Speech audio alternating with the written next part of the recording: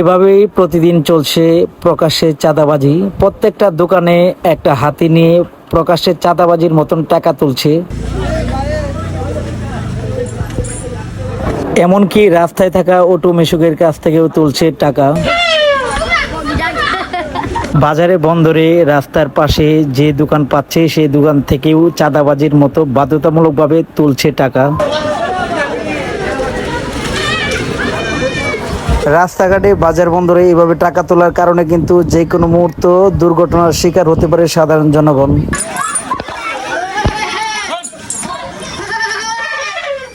ছোট দোকান, বড় দোকান, এমনকি প্রত্যেকটা টং থেকে কিন্তু হাতি দেখে কিন্তু হাতিয়ে নিচ্ছে টাকা। এভাবে অনেক বছর ধরে হাতি দেখিয়ে প্রত্যেকটা দোকান থেকে টাকা নিয়ে এক ধরনের চাঁদাবাজি চলছে আমাদের দেশে।